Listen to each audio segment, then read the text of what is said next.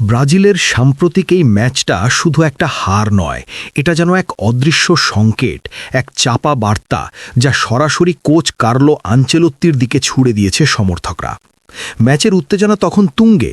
বোস্টনের JELET স্টেডিয়ামে Brazil হজম করেছে দ্বিতীয় গোল, আর ঠিক তখনই গ্যালারিতে শুরু হয় একসাথে গর্জে ওঠা স্লোগান, নেইমার নেইমার।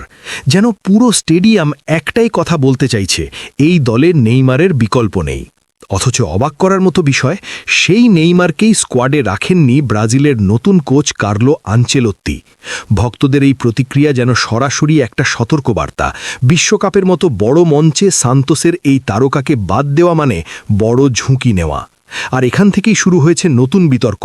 নেইমার কি সত্যিই ব্রাজিলের জন্য অপরিহার্য, নাকি সময় এসেছে নতুন কাউকে সামনে আনার?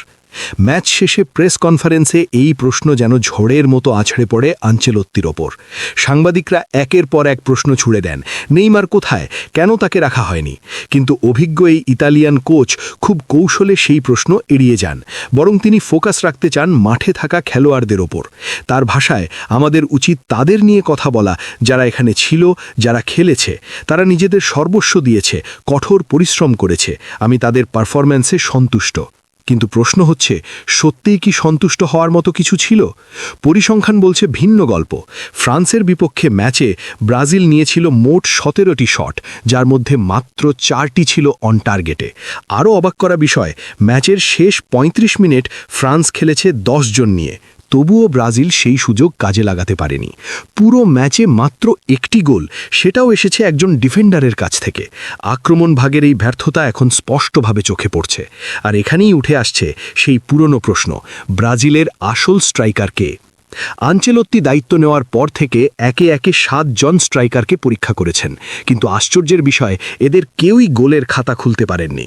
স্কোয়াডে উইঙ্গার আর অ্যাটাকিং মিডফিল্ডারের অভাব নেই, কিন্তু ঐতিহ্যবাহী নাম্বার 9 পজিশনে যেন এক বিশাল শূন্যতা। আর সেই শূন্যতায় সবচেয়ে বড় নাম নেইমার। যদিও তিনি মূলত প্লেমেকার বা উইঙ্গার হিসেবে পরিচিত, কিন্তু বাস্তবতা হলো, বর্তমান ব্রাজিল দলে গোল করার সেই নির্ভরযোগ্য ফিগার হিসেবে তাকেই সবচেয়ে বেশি মিস করা হচ্ছে। এই প্রসঙ্গে মুখ খুলেছেন দলের অভিজ্ঞ মিডফিল্ডার কাসেমিরো। তিনি সরাসরি কিছু না বললেও তার কথায় স্পষ্ট হয়ে ওঠে দলের ভেতরের অনুভূতি। কাসেমিরো বলেন, আমরা সবাই জানি নেইমারের সামর্থ্য কতটা। যে কোনো জাতীয় দলের জন্য সে অপরিহার্য, বিশেষ করে যখন সে ফর্মে থাকে। আমাদের প্রজন্মে সে শীর্ষ 3 জনের একজন, ক্রিস্টিয়ানো, মেসি এবং নেইমার।